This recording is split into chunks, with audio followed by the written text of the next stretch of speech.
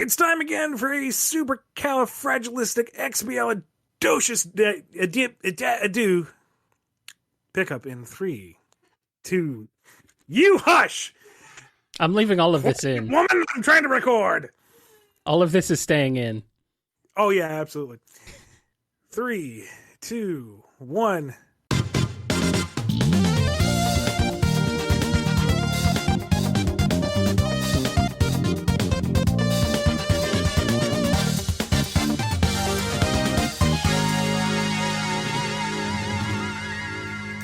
It's time for a supercalifragilisticexpialidocious episode of the Bumblecast. I'm your host, Ian Flynn, the Bumble King, and joining me as always is my Bumble co-host, Kyle JCRB Krause. Well, I've already spoiled everybody that I'm here, so, you know. Wouldn't it be weird if I wasn't, though? That would be wild. It would be super weird. That would be weird. If I was not on the show, that would be strange. I mean, I've done it, but we've found ways to work around it. I don't know if we could survive. You can hit a record button, Ian. I have faith. You've done faith is misplaced. You've done it before. I've done it before, and I don't want to do it again. And I don't want to do it again. I've done it before, but don't want to do it again. But you will. You will. Possibly. Ominous. Possibly. Ominous. You will possibly do it again. I mean, I don't know what's going to happen. I don't know. You never know what's going to happen. Anyway, what's up? I got a little bit of news before we get started. Number 1, Tales of Aether number 4 just recently came out. It is the end of the miniseries. If you are a fan of Rivals of Aether and of Clarence specifically, you are going to see a lot of Easter eggs in this issue. And a little bit of a mystery that was left lingering from her debut trailer is finally revealed. So lots of good stuff. And if you are not particularly fond of Comixology as a platform, you can now purchase it from the Bumble Comic Shop. Same price, not Amazon. So head on over to bumbleking.com, look under the Shops tab, and you can go grab it right now. They are digital only, so my signatures have to be from the heart, and you just kind of perceive them there. But, you can have it whenever you want because it's digital and you download it. Can't you take it? Can't you just write it on a piece of paper and have a nice picture? Take a nice picture of it and send that with each order. I could if I had that kind of time. I mean, you just write one signature and use the same picture for each one. Now that would be disingenuous. I guess. I guess. As threatened last show, we now have YouTube memberships. They are up and running.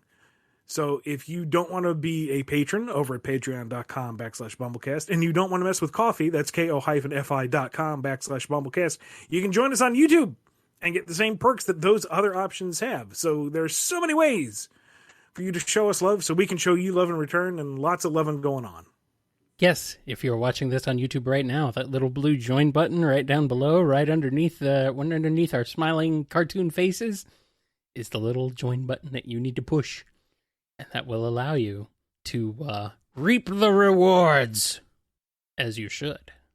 So, before we get into the Q&A, I wanted to talk about something that I wrapped up this morning after watching X-Men Evolution and getting in the mood for more Marvel cartoons and more X-Men. I went ahead and watched the first and only season of Wolverine and the X-Men. Mm-hmm. A really solid show. I dare say, it's a really huge shame that it was only one season, because it's fantastic. Like the voice cast alone is, you know, they're like the voices you hear in almost everything, a lot of them. But it's like, there's a reason why you hear them so much, and it's because they're damn good. It's been a long time. Was that the one with Steve Bloom as Wolverine? Yeah. He's the voice. I don't really like his the raspy voice he has for that so much, for Logan as much. Mm. I like the more gruff, deep-voiced sound that he had in Evolution. I think I prefer that voice for him, but it still works. It's not like completely off-putting or anything. It's just different. So, and it's just, I've I'm not familiar enough with X-Men comics, so I don't know how well it portrayed those necessarily.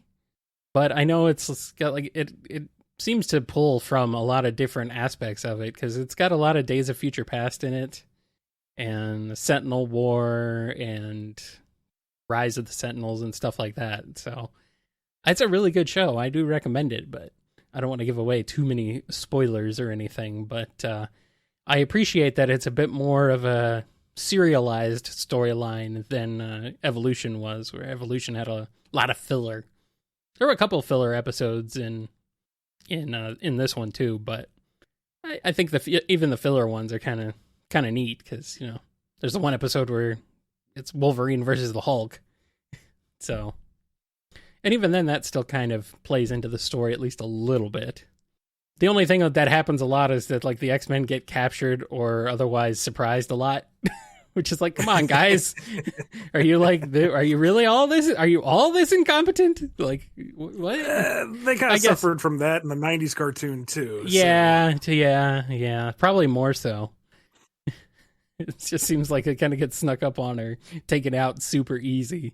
Like, all of a sudden, Wolverine's taken and is made the hunter of their little Hunger Games / Mortal Kombat-esque thing that, what is it, Mojo? Is that his name? Yeah. I think so, yeah, that he puts on. I was like, come on, like, he just straight up just gets taken. And that happens several times, he suffers from the Worf effect, where eventually it's like, best at what I do, and what I do is not spatial awareness. Yes, and that's what they all do. Really, they all get kind of taken out at one point or another. It's like, come on. Oh well. It's I remember Ellie and I went through it once a long time ago, and we came away from it kind of lukewarm, wanting more from it. Yeah, but I can't remember much of why. The only thing I remember, and this is a bit of a spoiler, so close your ears if you haven't seen it yet, but we were laughing pretty hard when Kurt goes undercover into Genosha. Yeah. And the shocking reveal is that Magneto doesn't keep everyone in nice prisons. He keeps them in actual prisons. Bum, bum, bum. There were some very, like, it seems like obvious things. Like, you guys are aware of this guy, right? You know things about him. Does this actually come as a shock to you? Are you actually surprised? I mean, yeah, the dungeons looked like they were dungeons, but they didn't look like they were particularly horrific conditions. Just, not a palatial estate with a barred door. So I was like, Yeah. You're going to have to work a little bit harder than that to vilify Mags at this point, guys. I mean, they did kind of get there eventually, but it was they took their sweet time, and it's like, this, you guys know Magneto.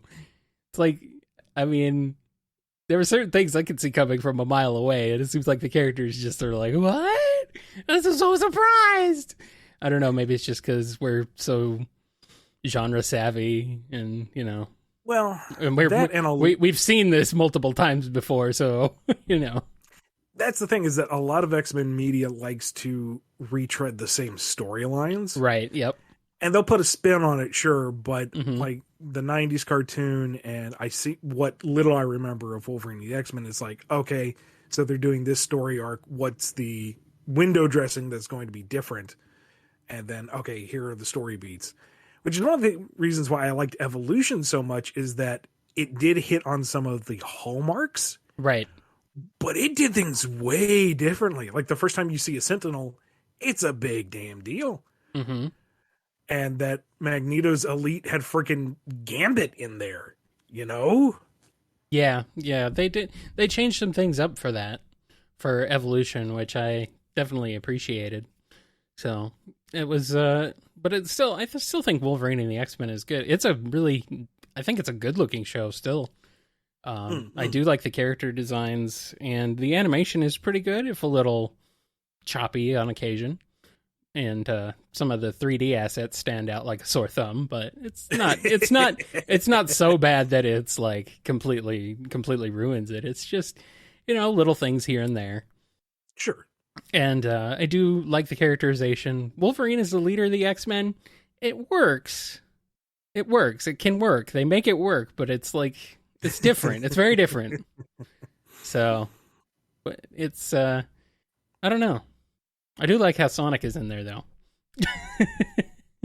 He's Forge. Roger Craig Smith is the voice of Forge. Oh, okay. Yeah. Like, it's been a long time. He literally just sounds like Sonic, too. It's like, wait, he's just straight up Sonic. He's got the same freaking voice. It's like, I guess that is weird to imagine. It is very weird. And then Liam O'Brien is Kurt. He's Nightcrawler, and he's doing the exact same German accent that he does for his character Caleb on Critical Role. So it's like, it's exactly the same voice as that. So it's like, this is weird. This is getting really strange. And then the guy who is the voice of DJ Atomica in Burnout Paradise. I would be like the only one who catches this, obviously, because racing games. But the voice of that guy is also the voice of Quicksilver. So I'm like, wait a minute, is he about to tell me how to do burnouts and go fast? I mean, that makes sense. He's Quicksilver, but yeah. It's like what?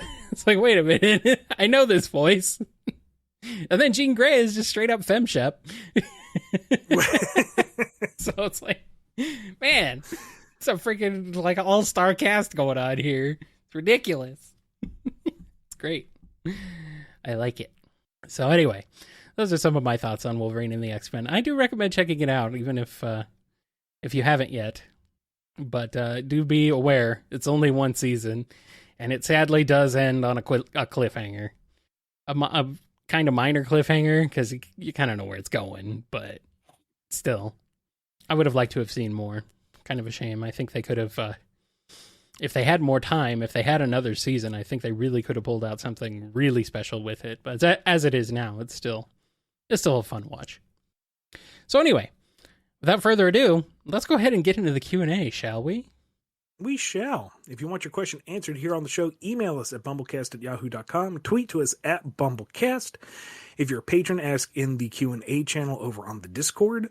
If you want to be answered sooner rather than later, become a priority patron, either by becoming a $5 patron over at patreon.com/BumbleKast, $5 via KoFi, that's ko-fi.com/BumbleKast, or become a $5 YouTube member.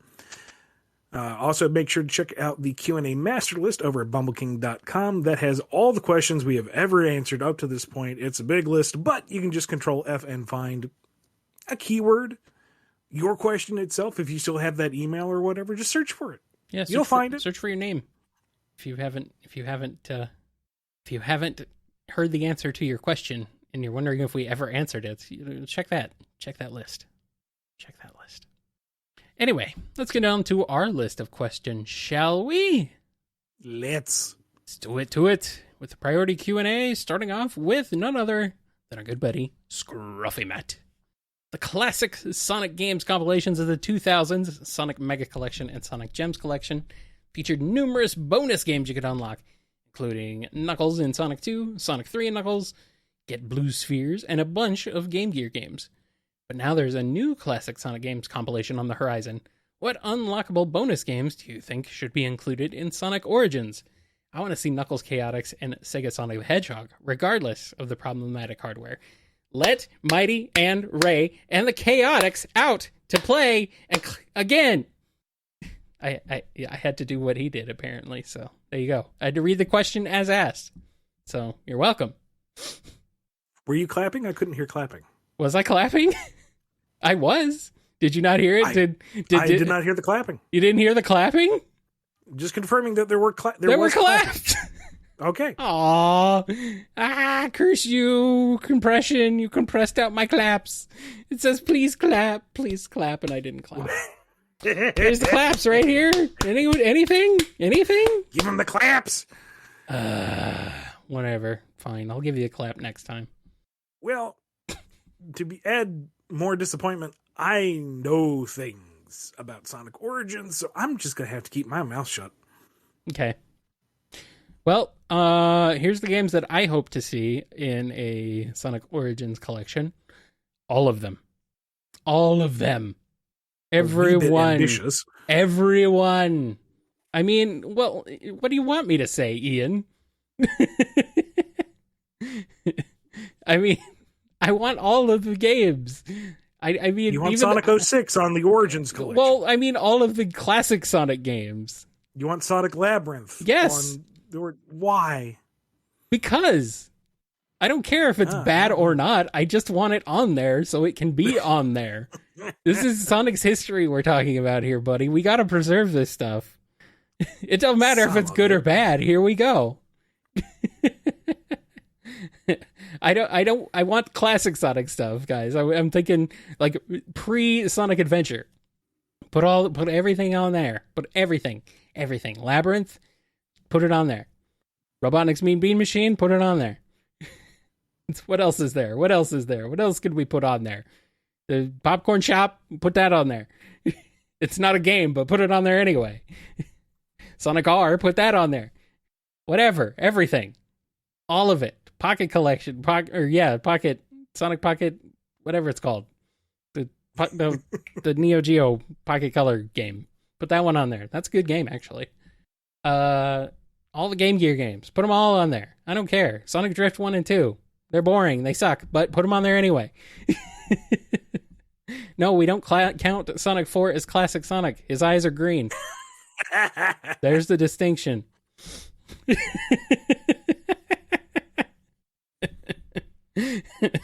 So, that's what I want. I want them all. I want them all. Anyway, here's Speedweed.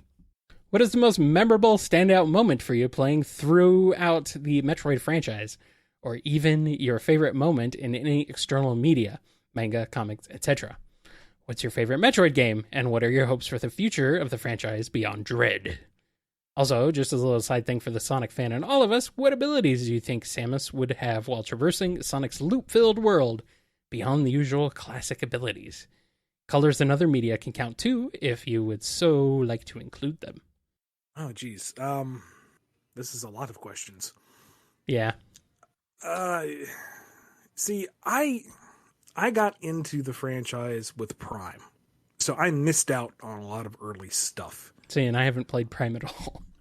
But, so Prime is like, that set the bar for me. That is Metroid in my mind. Mm-hmm. I've gone back and played other stuff, but Prime itself is just full of so many moments. Like, when you first land on Talon 4, hop out of the gunship, and can look up at the rain, and it, speckles your visor. It's a meme now, but at the time, it was just otherworldly. Haha, yes, really. That you were Samus at this point. Mm-hmm. It wasn't just you're playing a FPS. You were in that world. You were in the power suit. You were using that visor. It was, I dare say, transcendent. And just coming to each region and feeling like you've come to a whole other world. And first time facing off against Mama Shegoth, and it's like, I don't want to get into the arena with that thing. Mm-hmm. I have a long range weapon. I'm just going to kind of pelt it from here and hope for the best. And then it starts to stomp with enough force that it bounces you into the arena. And it's like, oh, this thing is smart.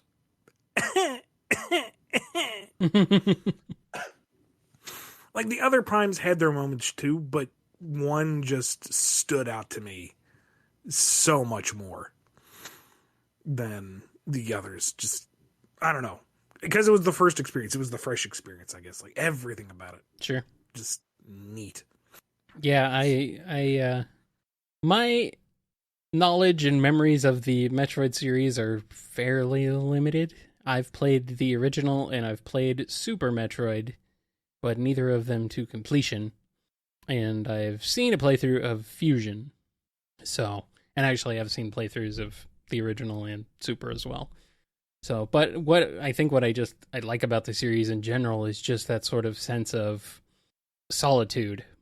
And just the overall mood. Even the original game on the NES, it was, for video games, it was kind of hard to convey that convey certain emotions, I think, and solitude at that time, at least, because of limitations. But the solitude of Metroid was something that I've always really appreciated. And just in terms of storytelling through just gameplay and through visual design rather than through words. That's something I feel that Metroid has always kind of excelled at, aside from certain things like, Other M, but whatever. So that's like one of my favorite things about Metroid is that. And I don't know. I just find Samus a fascinating character. Sometimes, I mean, sometimes like they seem to struggle with what to do with her. It's kind of like Shadow in that respect, actually. They kind of struggle on what sort of character they want her to be. So it just kind of depends. But I think I do like her more as the silent badass, or not like completely silent, but Yeah. Just like focused on the mission. That's it. I don't know. So I think the Prime games capture that as well, because sure, there's a lot more text to be sure, but you're coming into these areas after the fact, so you're finding wreckage and bodies and signs of combat, and it just further cements the fact that you are alone. Right. Whether the catastrophe happened before or it's looming on the horizon, it's just you, baby. Yeah, that's one thing I like about it. As far as my favorite Metroid game, I'm just gonna cop out and say it's Super Metroid. That's the easy cop out for me. But just the soundtrack alone is enough to elevate that game so far beyond most platforming action games at the time that it came out, much less the actual gameplay itself. It's like, yeah, this is the music for this alone is just so insanely good. As far as my hopes for the franchise beyond Metroid Dread, well, I hope they plan on releasing more Metroid games. I mean, I think that's all we can really hope for at this point. It kind of depends on... I'm setting the bar low. Not for this franchise, sadly. No. It kind of depends on what Dread does, True.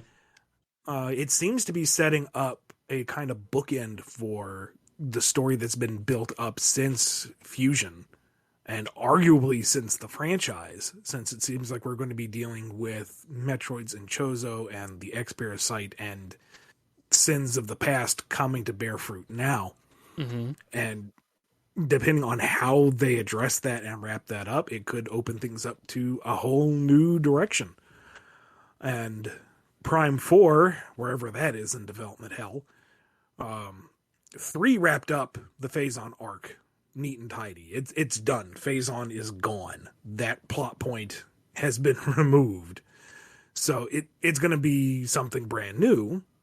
And there's so many possibilities. Who knows what they will do with it.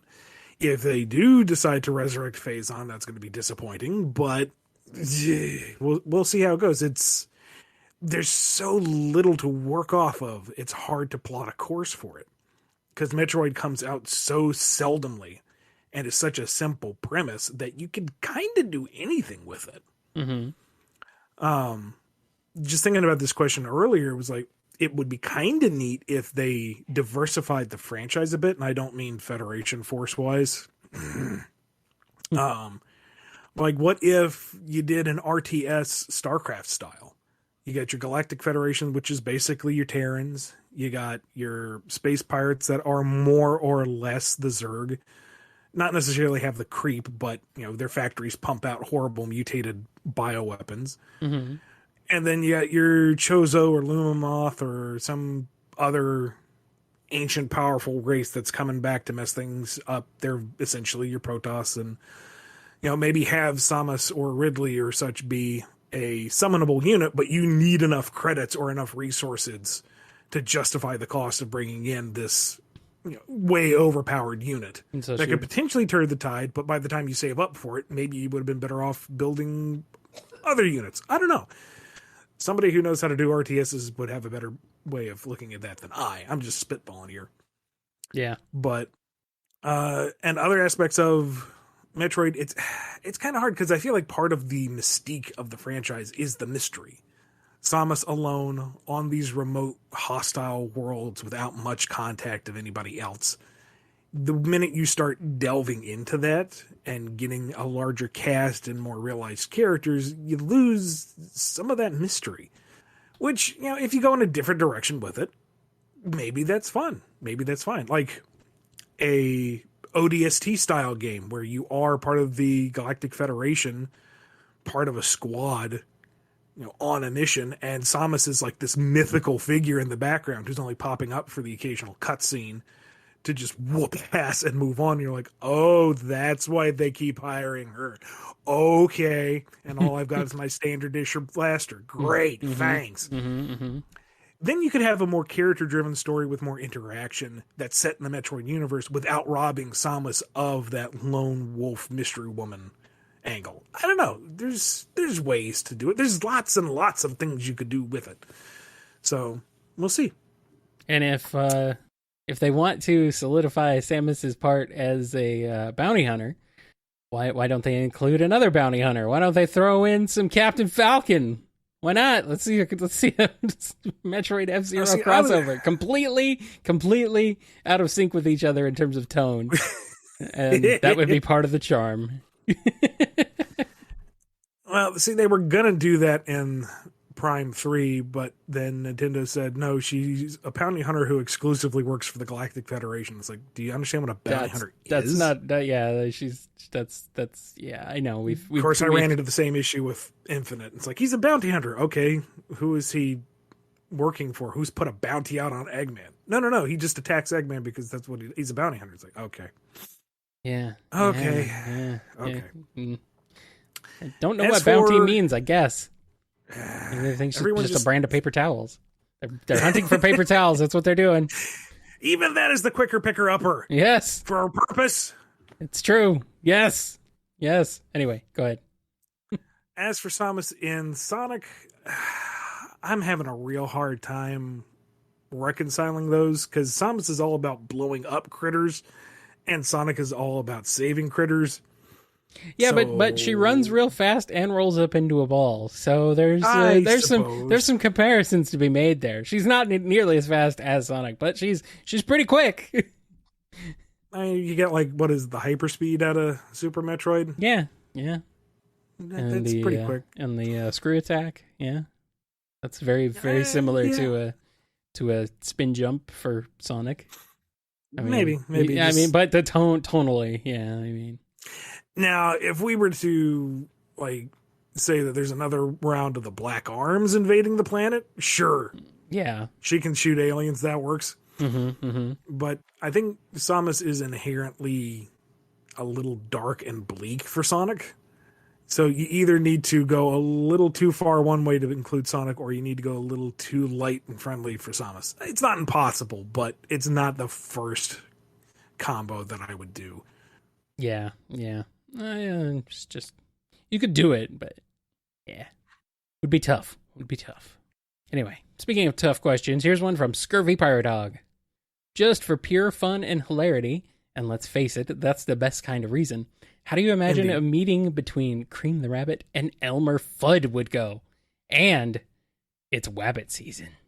Well, Cream, being the wonderful, helpful cinnamon roll that she is quite happy to help this Mr. Fudd find whatever Wabbit seasoning is. Maybe it's like paprika, cayenne pepper. She doesn't really know, but he seems really intent on finding this Wabbit seasoning, so she will absolutely help him do that. And she's just so innocent and pure and helpful that he cannot bring himself to even aim at her, let alone pull the trigger.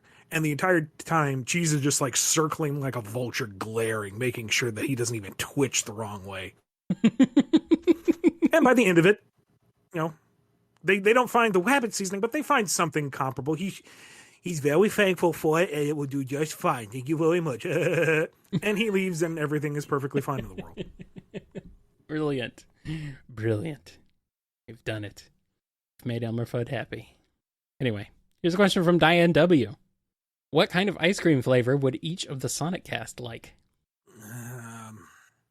And see, I feel like there's official art out there that would give you some idea of what they would like. Tails would obviously love mint. That's established. Yeah. Knuckles is going to have a great popsicle. Sonic points out that's not ice cream. Knuckles tells him to shove it. He likes what he likes. Let's see. Is Cheese going to find like that? Sorry, is Cream going to find that weird cheese flavored ice cream that I see every now and again? It's like, why is this real? Why does it exist? It was just vanilla, you know? Yeah, but there's something wrong about saying Cream eating vanilla. Why did you have to do that? I couldn't. If you were in this room with me right now, I would be whapping you with a rolled up newspaper. I would go over there and I would no. Ian, go to your room. This is a family show. Wow. I mean, holy crap. That's multiple levels of what? What? That's what happens when you find the Wabbit seasoning. No. Ian, no. Ian, no. No. What is this? What have we become? This is. We're going. That's it. I guess the Bumblecast is over now. I guess we're done. I mean, they're gonna cut this out of. We're gonna cut this out completely out of context, and it's just gonna be a nightmare. Wow. Yeah, our monetization is gone for this episode. Oh boy. That YouTube robot's gonna be like exterminate, destroy.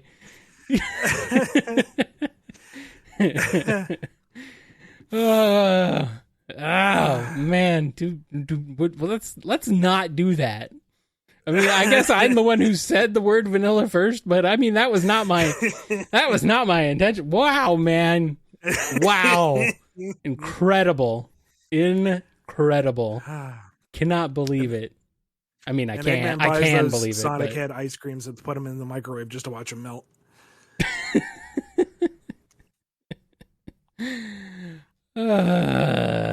Wow. This is... Wow. You're going to get us in trouble. Oh, well. Wouldn't be the first time. Here's a question from Dove.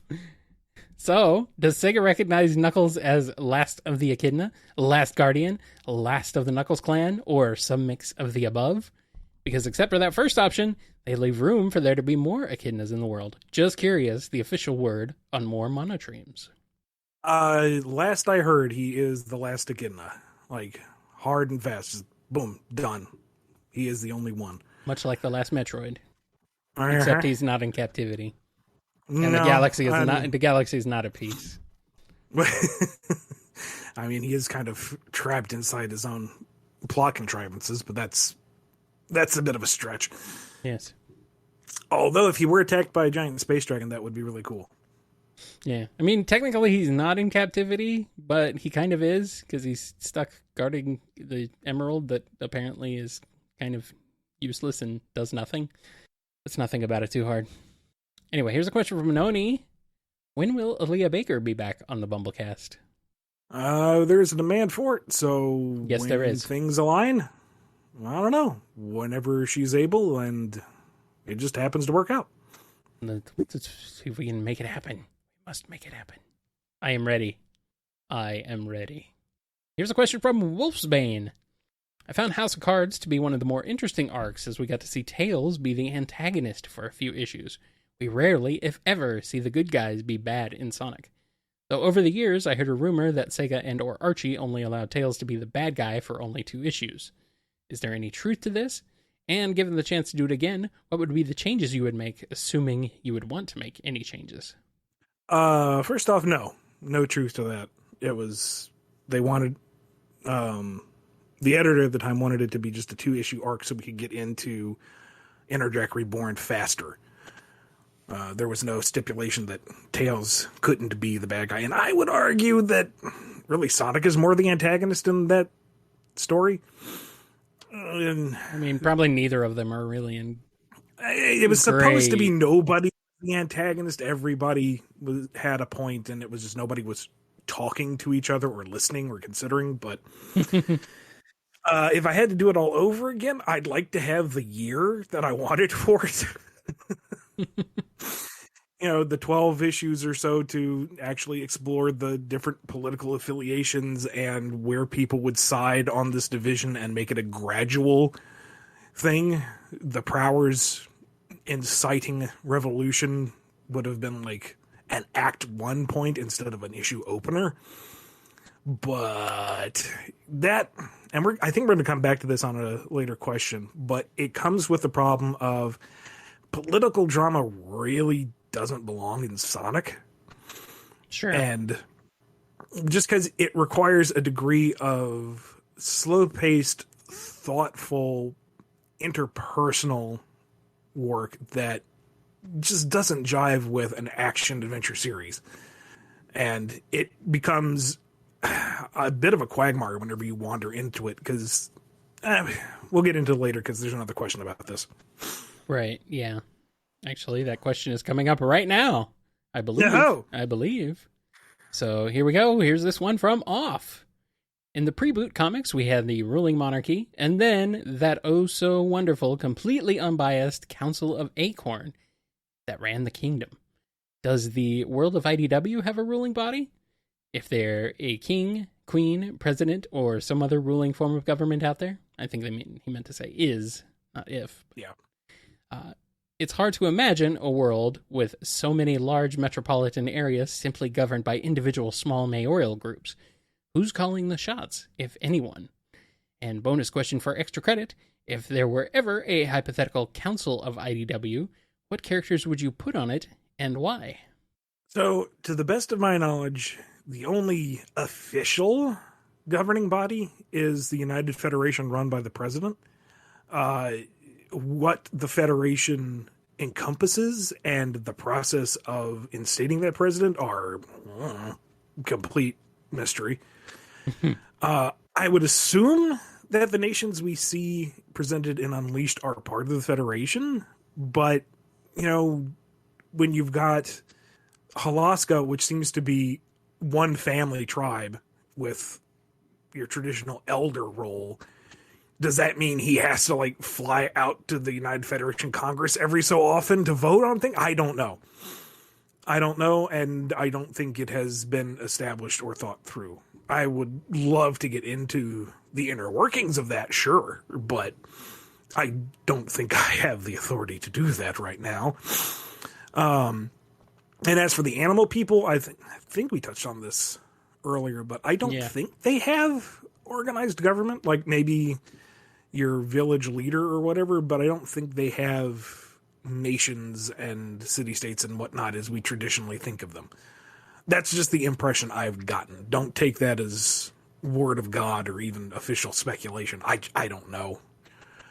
But I would want to avoid, if possible, doing a retread of the Kingdom of Acorn or Council of Acorn, because, as we were talking about a little bit a second ago, to do that right, to make a political story interesting, you need the time to get into the intricacies of it, the thought processes behind each person and why they are trying to make the political maneuvers that they are. And that just doesn't fit Sonic. And when I tried to do it in the pre-reboot stuff, let's be honest, it didn't work completely. Most of what you got were these super superficial levels of characterization that people took and ran with because that's all they were given. That's all the page space there was. But I wanted there to be a greater nuance to Hamlin and Rosemary and all of them and why they were on the council and how they would vote and how they would influence things. And that just doesn't work in a series where the fast blue hedgehog fights the fat man and his robots. It's nothing wrong with that story in particular, but it just doesn't work for Sonic. And so then it became a question of, well, how much time do I devote to answering this question that I have set up in the narrative? And how much do I ignore it because we need to move on to more interesting and in-theme things?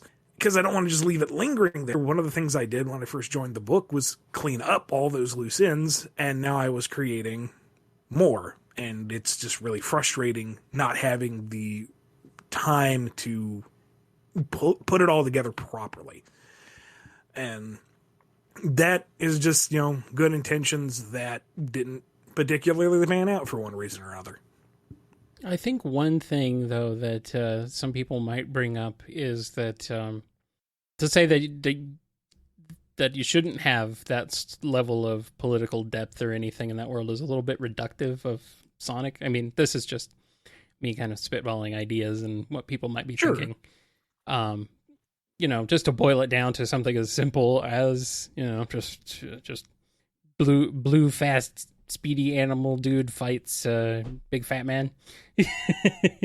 Just kind of doing that. But I mean, that's kind of what that's more like what Sega wants to do with it more than anything else, it seems like. So there is that. And another thing is that the vast majority of folks who come to Sonic want an adventure book. They want something exciting. They want something engaging to go along with. And political drama typically isn't that flavor of adventure or excitement. And I don't want to dumb down the series because then it's just boring. Right. But there are different degrees of maturity and thoughtfulness that you can apply. There are different avenues to do that. Metal Virus, for example, gave us a chance to see what these characters do in a moment of crisis. How do they wrestle with the morality of saving the many over the few? Who makes the sacrifice play where? Those are some pretty heavy topics, but they're still treated in a all ages accessible way. And you have brightly colored robot zombie people. Nobody's getting hurt, and there's a lot of jumping off walls and running at high speed and crocodiles slamming cars into roads because sure, he can do that. That's the kind of stuff I'm talking about. The Council of Acorns stuff is like the prequels in Star Wars when you have extended Senate scenes. Right. If you are big into the sci-fi side of that and you want to get into what would be the political policies of a galaxy-spanning government, sure, that's really neat. I was one of the people who was actually kind of engaged with that in the audience, but that's not what Star Wars primarily is. It's flying through space. It's mystical ninjas with beam swords, the Force. It's high action. It's fantasy. It's exotic locations. It's strange animals. And it's something that is moving and evolving at all times. There's an adventure to be had there.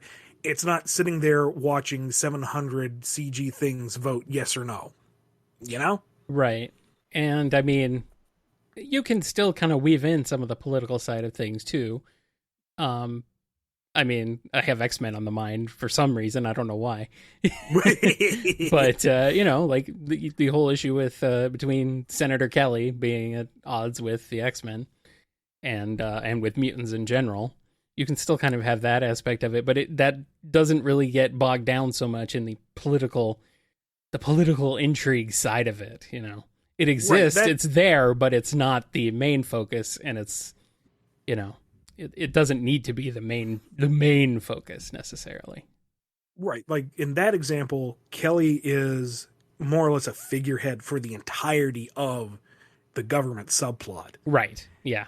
He is the voice of the opposition, and thus he is a catalyst for storylines that the main cast then engages with, and they fight the Sentinels, and you get your colorful costumes and your laser beams and your giant robots. With pre-reboot Sonic, you had a cast of 6 senators with each their own individual personalities and voting inclinations and how that affects the main cast, and it's too much. It didn't facilitate the kind of stories that we needed to tell for Sonic. It really was. It was very, very character heavy. Even going on to maybe even post reboot but I think that's just because you were interested in building up something that would be a bit more familiar to previous fans. Well, still streamlining things, but not quite to the degree you've done with IDW. So, I mean, ultimately, what the idea is that one of the problems with pre-reboot Sonic was that he was located in a city. The Freedom Fighters were the superheroes of that city, whether it was Knothole or New Mobotropolis or New Megapolis, or wherever they were basically the Avengers of their setting. And Sonic should be more about travel and adventure and going to new locations and experiencing the greater world, which he can't do if he's obligated to return and protect his city and family all the time. Right. So the idea was that we would get the council in a position where they would be clearly the, if not best, then reasonable option in governing the city, and that there would be some kind of defensive force like Team Freedom that was there to take care of things so that you wouldn't have to worry about the city or the extended cast. They're in a safe place that is being well looked after. They're fine. Now we can focus on Sonic and a small team as they go around the world doing stuff. Right. That's more Sonic-like. It's just, that's a lot of setup. And I probably could have done it faster, but this was a book that had obscene longevity. I thought I had all the time in the world, and we saw how that went. Yeah. Well, we'll see how it goes this time. Here's a question from Drew Maru, aka Andrew D. What was it like building a Sonic world from scratch twice? How did each time differ? Were there any restrictions one time but not the other time? Were there things you wanted to implement but couldn't? Wow, this is like a whole block of questions that kind of they go together. Yep. Almost like I planned it. I didn't. I didn't actually. I didn't actually. This ordering is completely accidental. Anyway, go ahead. They were bittersweet experiences, to be sure. I would say that the Post Reboot was the more difficult of the two because it was under less certain terms and it was a lot of guessing. And what we were trying to do was recreate the feel of a series that was, 10 years old at that point? At that point, the comics were almost 20 years old, if not older. Really? Because when did the reboot start? Don't ask me for numbers, Kyle. I'm not. It was like numbers. It was like 2015 or whatever, wasn't it? Okay. 2015 was. I thought the book ended in 2015. Actually, now that I think about it. So anyway, yeah, go ahead. Okay, so you've got a lot. You got 20 years of baggage to contend with. Yeah, and that, for whether you loved pre-reboot or not, it had a very distinct feel to it. Yes.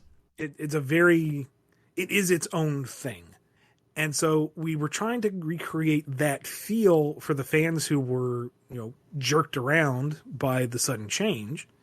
But it needed to be very distinct for obvious reasons. And it was also an opportunity to do something that felt more on brand without having to do mental gymnastics to make things fit. So a lot of the weirder outlier stuff, as fun as it was, we didn't have to take into account. So it was like, make something new, but not too new, but also not too like the old stuff. And do it in a way that is accessible to people who are just coming on because they heard it's a brand new continuity, but not alienate the people who've been with you for 20 years. And that is a nightmare. that is the thinnest. That is like a tightrope made of dental floss. Yeah.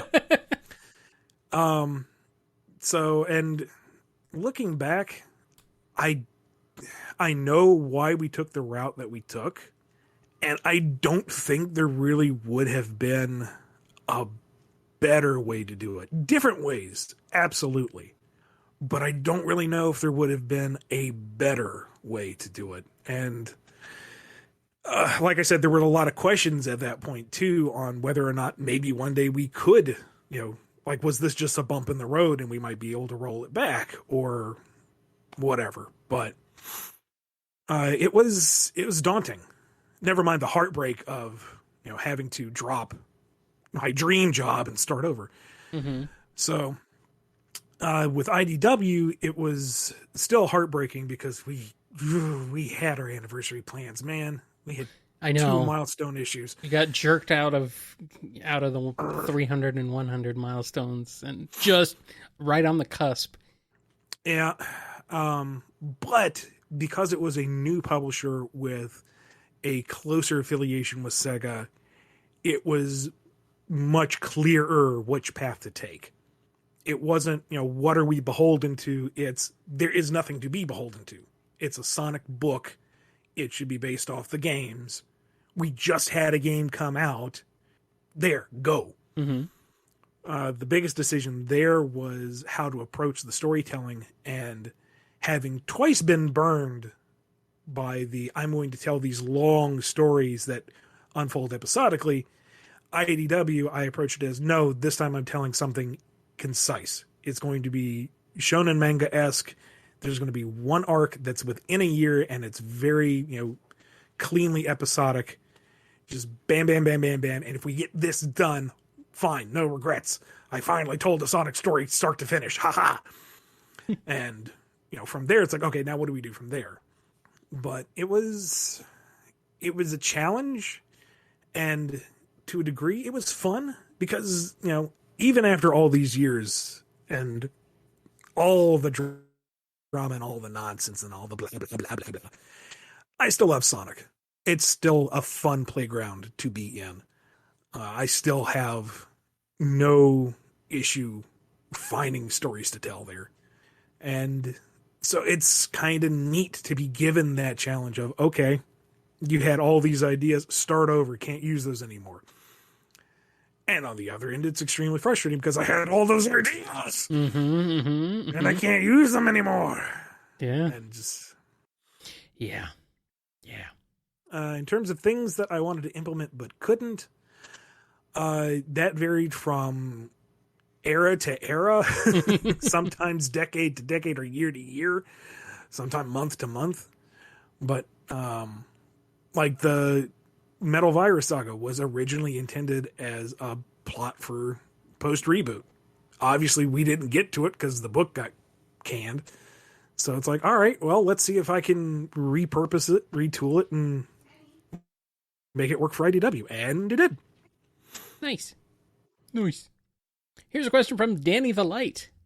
This got me wondering for a while. So, Mimic has tentacles for hair. So what's hair care like? Can he just extend it to any look he wants? Or is it like a lizard's tail where he can just cut it and it grows back?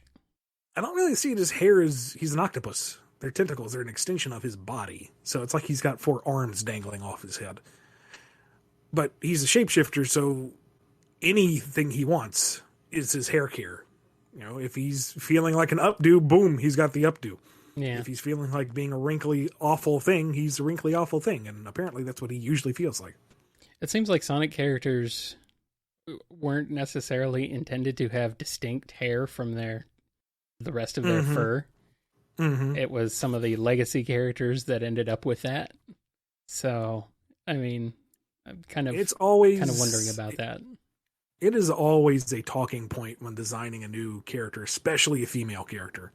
Right. Because you've got Cream and Amy and Rouge, whose hair is kind of built into the fur, so it isn't so much hair, it's just weird spines, maybe? Yeah, but then you have both Tangle and Whisper the same way. Yeah, but then you have Vanilla, who has a full head of hair. And it's like, so what is it? What? You want consistency? From Sega? From Sonic? Wow, come on, Ian. You know better than that. Maybe Vanilla just wears a wig. Yep. Maybe that's it. What is that? Was it the hair made out of? I don't know. Hair. Okay. That works better if I write it out, but you know what I mean. Probably, yeah. Anyway.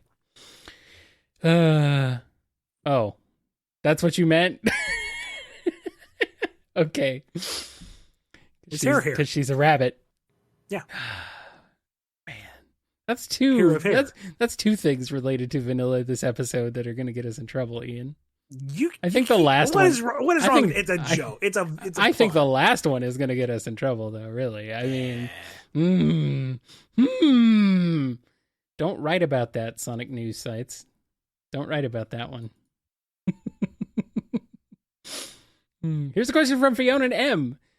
Does the no money or political system apply to both worlds or just Sonic's world? Also, Evan Stanley said, quote, "It's weird because while money is there, we're not allowed to depict it except for certain characters. This got me wondering, was there a miscommunication between Saga and you when you said that? Or has the rule changed since you said that?" Well, we touched on that last episode, I think, is that the chaotics have to be poor because the chaotics are always poor, therefore they cannot have money. And thus money must be a thing, otherwise they can't have it. But nobody else can even reference money, so therefore money doesn't exist. It's a weird thing. Yeah. This is a question from the backlog that I pulled forward, so timing is. I mean, yeah. Do you argue that yes, there's money in the world because there's dollar bills floating around Security Vault, but they all have Sonic's face on them? So is that just meant to be a goofy Easter egg? There's no solid answer. I want Sonic bucks. Give me the Sonic bucks. I don't know what to do with them since they're not real money, but I want them anyway. No, but you don't have to hold on to it long. That money goes fast. Oh, man. Yeah, it does. Blue Title Gamer is up next. I want to know, to both Ian and Kyle, are there any genres in fiction that you wish you could get more into, but find it hard to enjoy them?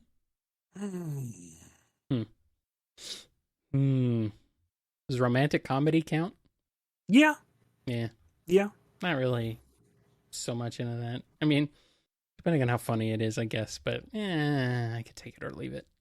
I am not really big into slice of life stuff. Mm-hmm. It just doesn't, it's either not engaging or it gets under my skin. It's a little too real. And I want my escapist media to be an escape.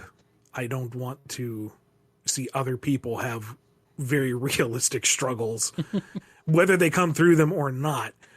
Like, I kind of like slice of life stuff combined with other genres. Mm-hmm. The world around them is a bit more interesting than just the normal world. But now I can't think of specifics. That being said, I will always recommend the movie Your Name, which is a romantic comedy / slice of life / supernatural. Yeah.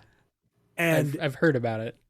I know what happens. I've seen it multiple times. I know all the plot beats. I know how it ends. It still rips my guts out every time. The freaking pin drop will haunt me to my die. I get misty-eyed every time. I know it's coming.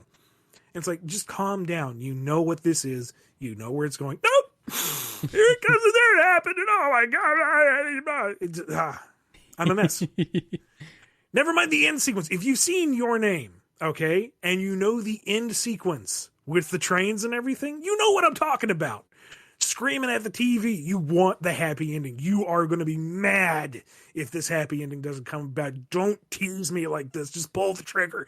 Make it end, good or bad. I can't take it anymore. Oh, and that's why I don't like getting into that stuff, because I can't handle it. I'm kind of thinking of, like, I do like sometimes where it's like a really out there character just in a otherwise normal situation, though. Like, I'm thinking Octodad. Like, he's just a regular dad. Ignore the 8 arms. He's just a regular dad. He's just a regular dad. He's just trying to be a dad, I guess horror. Or I guess BoJack Horseman is another one example of that, but I'm not nearly as familiar with BoJack. Horror as a genre is something that I wish I could get into, because a lot of my friends are into it and they enjoy it, and I understand the appeal, but I can't handle it. I cannot handle the intensity of it. Yeah, sometimes like things. Sometimes like depending on how extreme horror is, it kind of takes me out of it. It's like, oh, okay, this is just silly and stupid.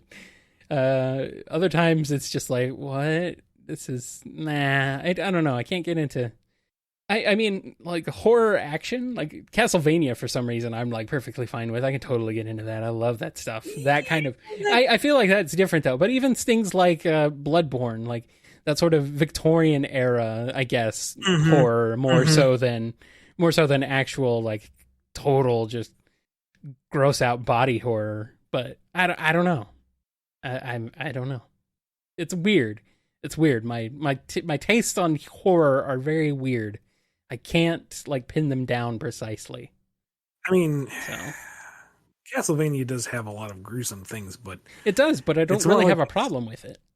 It's more like it's horror inspired. It has enough horror dashi powder in there to get the flavor of horror, but right. it's not. I wouldn't classify. I mean, it doesn't really what have. else would you classify? It doesn't really have extreme body horror stuff. Probably is where the feel is. But even well, and it depends on what. Yeah, it does depend because the Netflix series got pretty brutal. But even still, I don't know what it is about that. It just wasn't. I don't know. The only thing that really grosses me out, though, is stuff to do with eyes. Like anything else, I'm fine with, but eyes, eyes, and stuff to do with eyes kind of freaks me out a little bit. It's just like, gives me the willies because I like even just seeing the eye procedures in medical shows. It's like no, no. But outside of that. I'm fine. I'm mostly fine with it, but it depends on how gratuitous it is, and For me, it's more the risk of the unknown. Yeah, like jump scare stuff or just things emerging from the darkness at their own pace. Just I cannot do it. Like if you saw the last episode we did for Bumblecast Gaming of me out in Subnautica. And getting to the depths where the sublights wouldn't reach, that was my limit. I couldn't go any further because there might be something in the inky darkness, benign or otherwise. Yeah. Nope, not doing it because I can think about the void of space, the endless yawning chasm of nothing, the eternity that expands around us in all directions and be humbled and awed, but respectful of it. Turn that around and point me at the ocean, and no, I pee in my pants. I can't do it. It is infinitely scarier than space. Just nope. Can't do it. It's the lack of. I think it's the lack of control. It's the lack of awareness. It's knowing that you are in a prone position and unable to do anything about it. It's no. Also, there are fangity things down there with big, snappy, horrible jaws in the deep dark. No. I mean, if you want to get technical, it's we can't really control anything, but I see what you mean. No, but I see what you mean. It's just that illusion, I guess, more than anything. So it's like people in roller coasters. Like I understand the thrill, but I don't like it. As a kid, don't like that sensation. As a kid, I hated roller coasters. They scared the crap out of me. But as I got older, I learned to love them because it just, I don't know. I like that sense of, I like that sensation, the sense of speed, the sense of, just the G-force and stuff. It's to me that's fun. But I mean, as a kid, I didn't like that at all, and I totally get where you're coming from. So it's weird. I kind of switched, but it's, yeah. I don't like that same feeling. I don't like that feeling for horror, though. Not really. Not a big fan of that. So, but it's weird.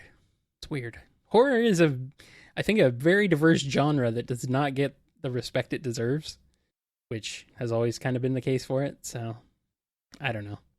Anyway, we have been going on for quite a while. Indeed. We got one last priority question, though, and that's from Sonic. Is there a official explanation from Saga on what the boost is, can you say? Not that I'm aware of. You just go fast. Boost. It's a gameplay mechanic. Boost is a gameplay mechanic. It's not really a... I don't think they really intend on it to be anything else. He can just go fast. He goes fast. He starts going fast, then he breaks the sound barrier and goes faster. That's all I can think of, I guess. And you, as the player, get to control when that happens. So there you go. Let's take a break real quick, Ian. How do you feel about that? It sounds like a plan. We'll be back with the standard Q&A in just a minute.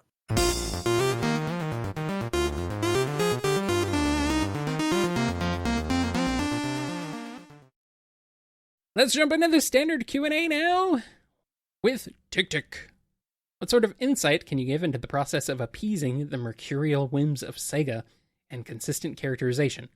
Shadow is notorious for being altered over what people perceive him as, and I can't help but feel the silent treatment he was given in issue 30 is an attempt to avoid any sort of stepping on the licensor's toes unintentionally. I guess what I'm asking is if you can tell us about your side of the creative process when you're given notes that come out of nowhere. It seems you take it in stride more or less, but what sorts of techniques do you try to and avoid having to get those editor's notes in the first place? Part of it is learning what in general is expected. Being so neck deep in Sonic, I kind of have a feel for it anyways. I don't usually run into these issues. It's the surprise stuff that is usually innocuous. Like, it's a joke that we have to cut, or it's a scene that we have to tweak. But 9 times out of 10, aside from being pouty that, I have to change something, it's not really that big a deal. When it's something like back in the Archie days when I wanted to revive Mephiles and Black Doom for Shadowfall, and the note was, they're dead. No touchy. It's like, well, now what? And what we got with Eclipse and all of that was way better. And the fact that they let us use Black Arms anyway is very forgiving, considering that they're so to speak, gone. So in those cases, it's just a challenge to be more creative.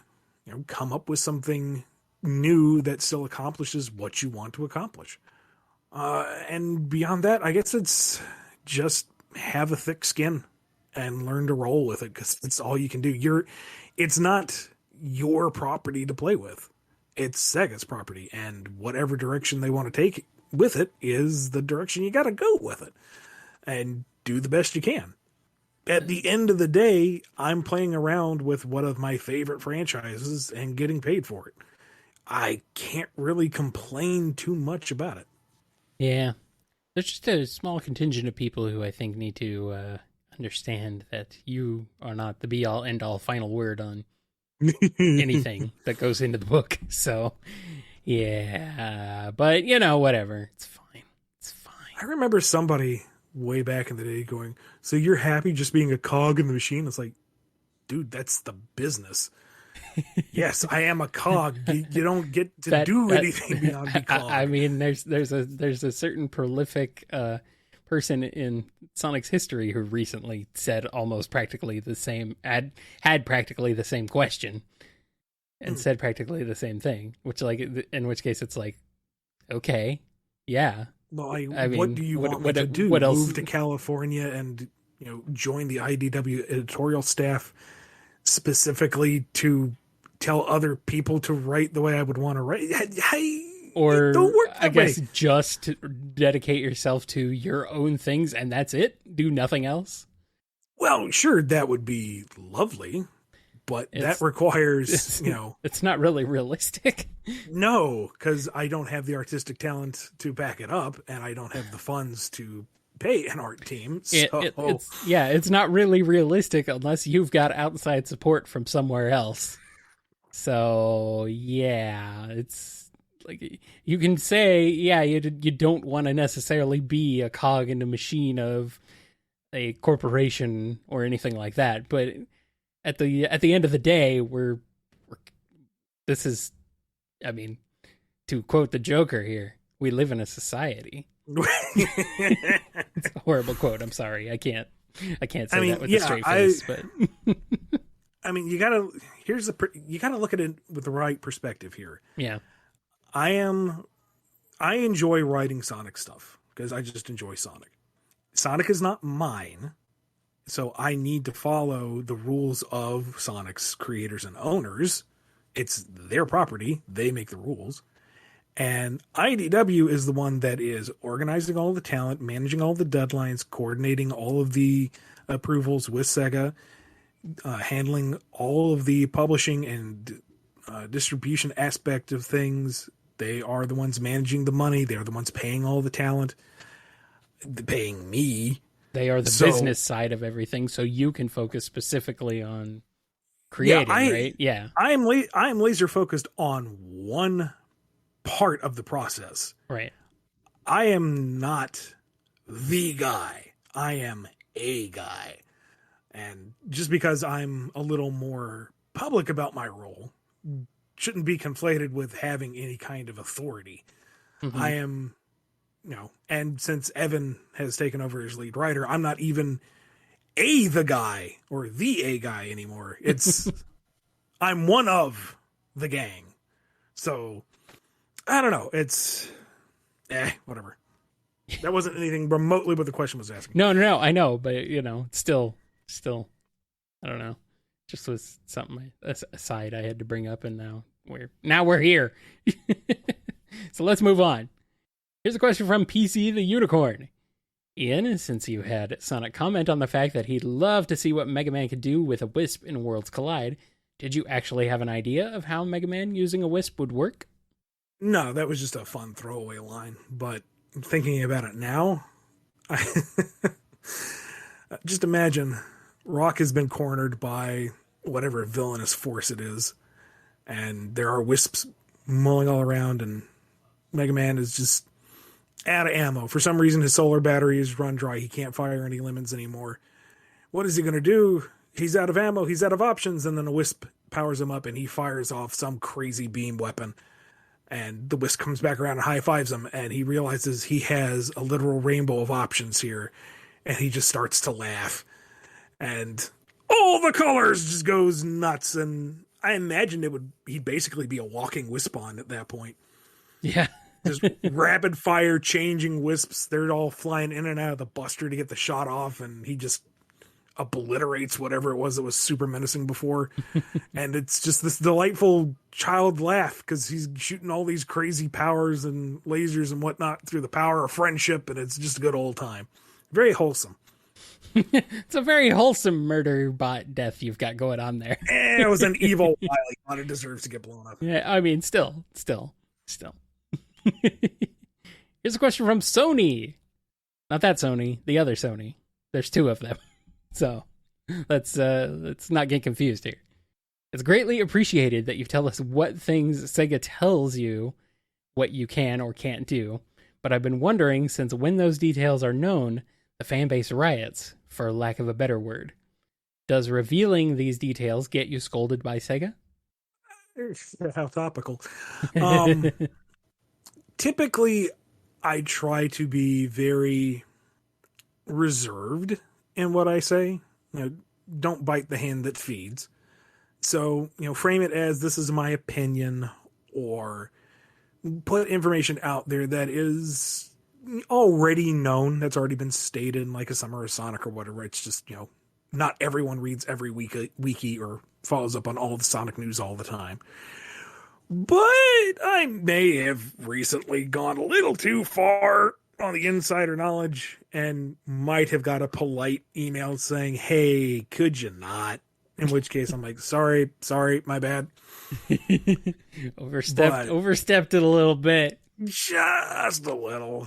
So, yeah. But nothing too serious. Nothing like, this is the final Bumblecast. I'm being shipped off to Abu Dhabi. It's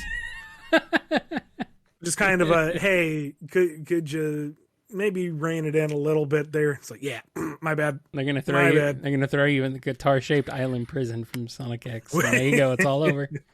It's all over. That's only if I strike a chord with someone. Oh man, yeah. Can't shake the rocks. It's a little too much. Anyway, here's one from Grammar Police. Hey guys. Oh crap! They came for me. Yeah, but they spelled grammar wrong, so it's okay. Oh. Yeah, they're fine. They're armed with irony. Run! Hey guys, a random question, but does Cream and Charmy go to school? Also, loving the recent videos. Thank you for your compliments. Just as I don't think the animal people have any kind of organized society, I don't think they have schools. Like, I can't think of anything in the canon that has suggested schools, at least in the way that we think of them. It would be really cute if we could do like an homage to Sonic's Schoolhouse and have them go on a trip on the school bus somewhere, but I don't think they go to like traditional public schools. I don't know. Yeah, I mean, there's no education. We don't need no education. They just want to eat their pudding and their meat, but they have to eat their meat, and they can't have any pudding. What? This joke is, first of all, it's like it's stupid. Second of all, it's like boomer tier joke because it's Pink Floyd has been, I wouldn't say irrelevant, but less relevant in the cultural zeitgeist for a long time now. So, whatever, it's fine. I love Pink Floyd too. Yes, you guys in the chat. Yes, I do. But it's we're all just bricks in the wall. What can I say? Here's a question from Without a Plan. IDW/Sonic Turtles, IDW Sonic/Ghostbusters. Could these happen realistically? Maybe. I think IDW recently lost the Ghostbusters license. I think so, yeah. So that less likely, but then again, they got to do Godzilla books again, and I was like, ooh, can I totally pitch a Sonic Godzilla thing? And they're like, yeah, no, Toho will never go for that. It's like, phooey. But I mean, Sonic Turtles, that Turtles crosses over with freaking everything, man. Might as well. So, they'd fit right in. It would work. It would work. So if that ever happens, I hope I'm tapped to do it. But I don't know. They both have that action-adventure tone. Could work out pretty well. Turtles can go a little bit darker, but I guess it just kind of depends. I'm all for it. Power Rangers and Sonic, that'd be cool too. I mean, IDW's got a working relationship with Boom, so might as well. Raphael and Shadow on the Ark. This is it, Raphael. This is where Maria died. Dark.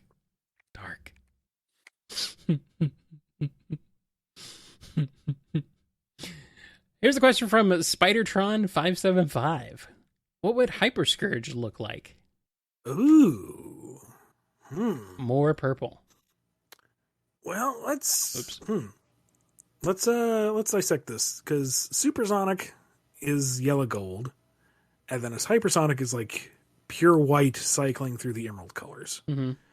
Super Scourge, conversely, was because the inverse of blue is yellow, and the inverse of green is purple. So he's got that metallic purple going on to counter the yellow gold. Right.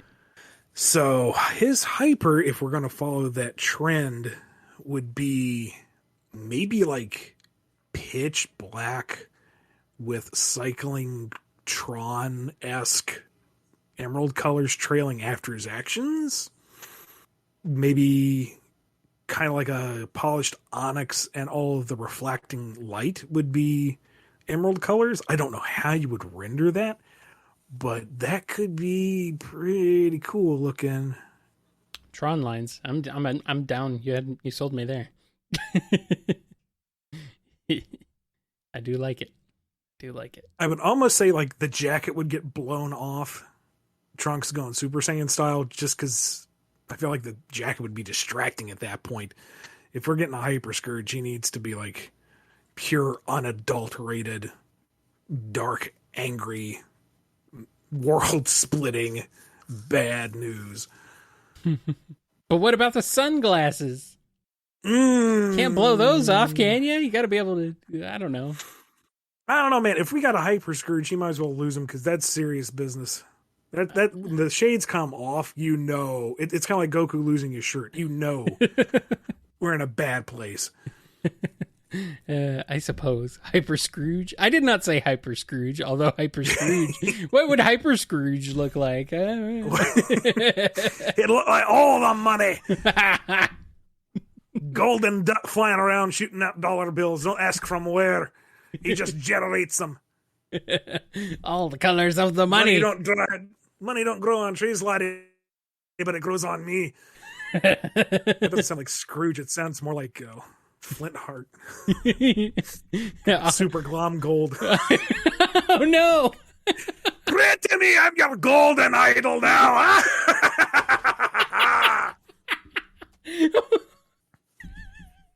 God, I love Glomgold. Wow, it's amazing. That was. I'm the eighth bloody wonder of the world. Holy crap! What do you mean there's a time limit? Oh no.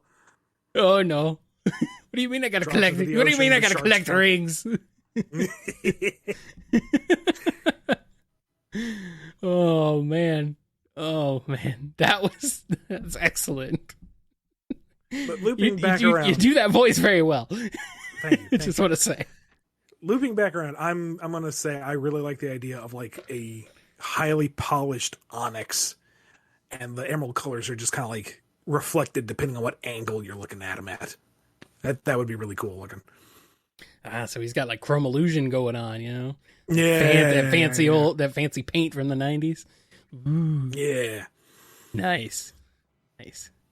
Would be hard to do, but it absolutely would. I have no idea how the artist would be able to. You'd have to do a foil cover for that issue. Oh man, gotta sell them books, you know. And nothing sells books more than shiny. Ooh, shiny. All right, here's a question from Jada Bugs. Ian, what is your dream Mega Man crossover? Seems to me like you already did it, but nah, like if Capcom were to come to me and say, "Here's all the budget, make the Mega Man game, just go carte blanche," which will never ever happen, but we're dreaming here. It would be the series. It would be resolving Classic and how it leads into X and how it leads into Zero and then into ZX, and then it would wrap up with Legends. And in my mind, Rock survives Classic era going into space for adventures, and he's the one who gets Volnut off the moon. And it comes full circle. So what you're saying is you want to cross over Mega Man with Mega Man, and also with Mega Man, and also with Mega Man, and then also Mega Man, and then Mega Man. Mm-hmm. Okay, so your dream Mega Man crossover is to cross over all the Mega Men. I like it. Sounds great. Perfect. I love it. It would be a really long game. Yeah, it would. And the style would change with each iteration. It would just be one 50-hour game love letter to everything that is Mega Man. Yeah. With one single narrative pulling it all together. Capcom, hire this man. Because why not? That game would probably cost the GDP of most countries. Good Lord. Yeah, that's okay. Capcom will figure it out. They've got Yakuza connections. What? I mean, they're a company in Japan. Of course they do. I was going to say, I thought Sega had the Yakuza connections. Oh, yeah, I don't know. There might be a reason why nobody's been, I don't know. Has anybody from Sega been disappeared because of Yakuza? If they haven't, then, I don't know. That might be indicative of something. As long as you're respectful of the families. I suppose. Here's a question from Nick.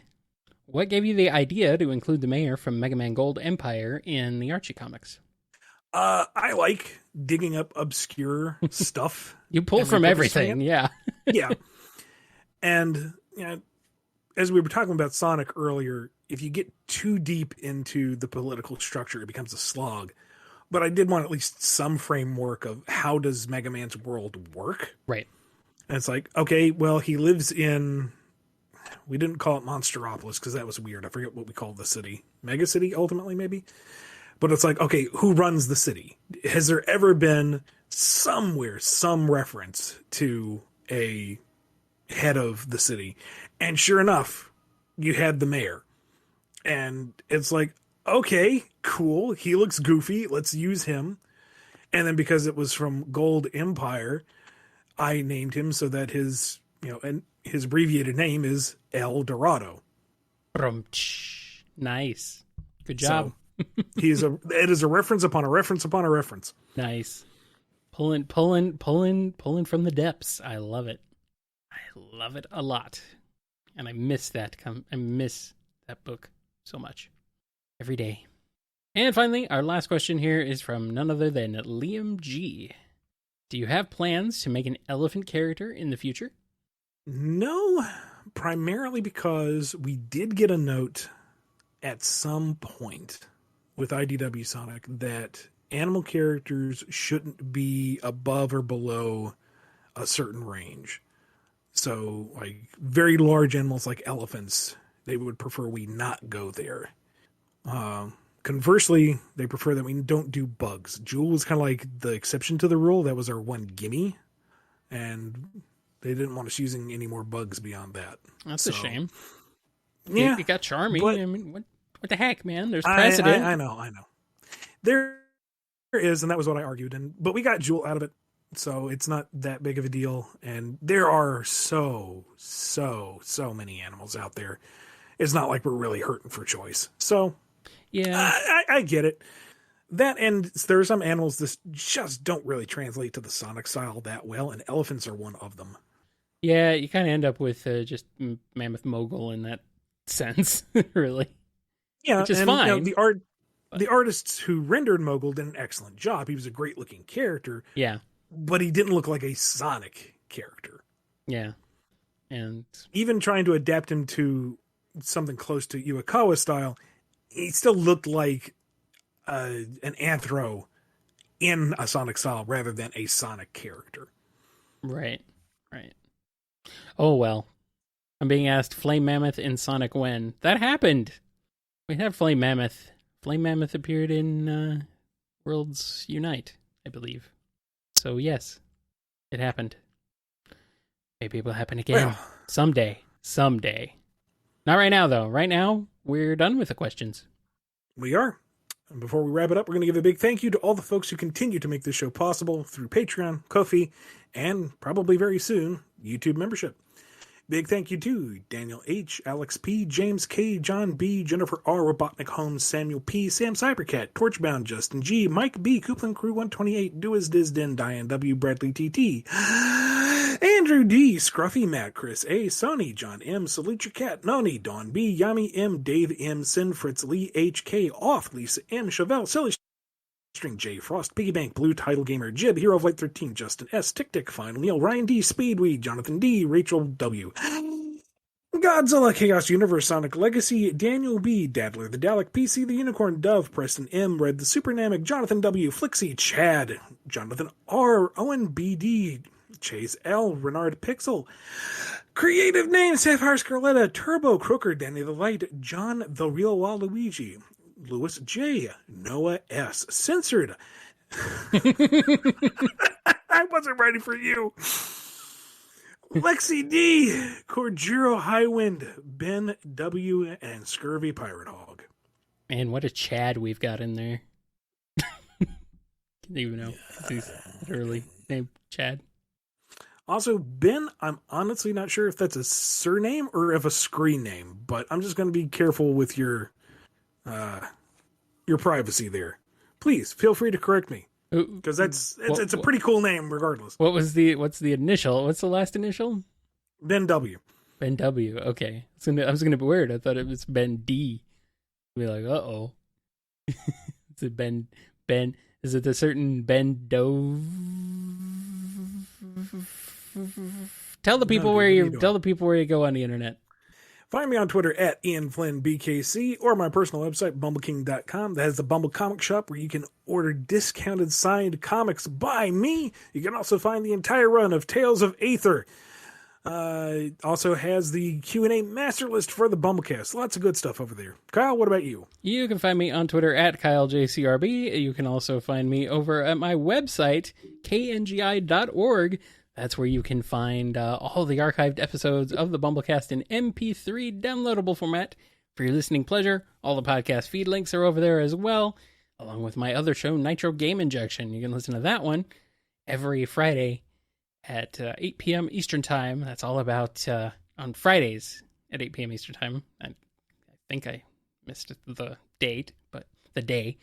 But you can listen to that one. That's all about video game music, remixes, arrangements, covers, and all the sorts of other fan-made musical goodness. So be sure to head on over there and check it out. Follow the show on Twitter at BumbleCast. Contact us at BumbleCast@yahoo.com and listen to us on Apple Podcasts, Google Podcasts, Amazon Music, Audible, our YouTube channel, and kngi.org. Don't forget to also go check out the Bumble store. That's shop.spreadshirt.com/Bumble store, and that's where all the Bumble gear is sold. Get you some Bumble face masks, I guess, maybe. Maybe you can get some gloves with Bumblecast on them, so if you punch a person, you'll leave the impression of our cartoon face on them. That'd be pretty cool. I don't know what else is there. Like, you can get maybe a nice throw pillow and creep people out by having a funky bug crocodile on your sitting on your couch. I don't know. Do whatever you want. I can't stop you. All I can stop you from doing is going to shop.spreadshirt.com/Bumble store, but I'm not going to. So, yeah, go. Do it. Do it now. Also, join on YouTube if you haven't. Join. It's a join. That's going to wrap us up for this episode of the Bumblecast. We'll catch you next time. Be good to yourselves. Be good to each other. And be careful with your usage of Wabbit seasoning. You're recording, yeah? Yeah, I think so. All right. It says recording. If I'm not, then something is horribly wrong. The little meters are moving when we speak and everything, but you never know. You never know. You never know.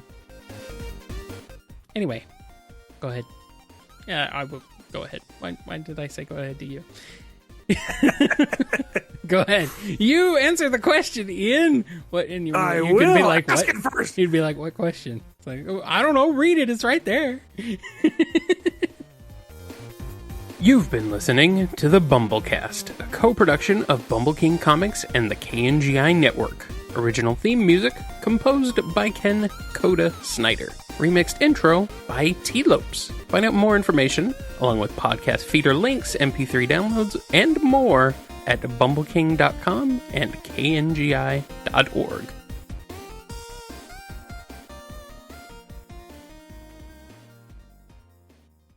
And don't talk about Vanilla's or Cream's favorite flavor being vanilla. You're the one who keeps bringing it up, dude. Well, I mean, you're the one who brought it up first. I know. I walked away. You didn't walk away from a dang thing, dude. You didn't walk away from nothing. You're the one who said it. I just made an innocent suggestion, and you're the one who took it wildly out of context. Yeah, fine. I'll own it. Just like I'll own everything in the world. The day is mine, McDuck. Okay, I can't argue with that, I guess.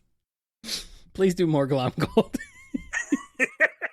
Flynnheart Glomgold, yes.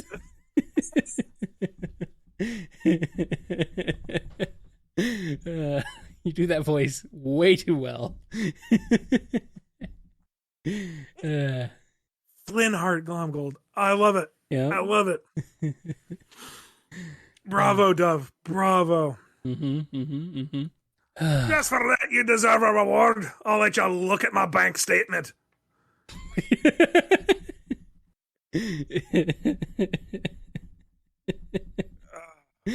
Oh, man, he's such a great character. Curse you, McDuck. Oh, man. I think that's you it. Can't look down on me. I had a hard knock life. Fort Knocks. All right. That's enough. We've been at this for almost 2 hours. Yeah, we have.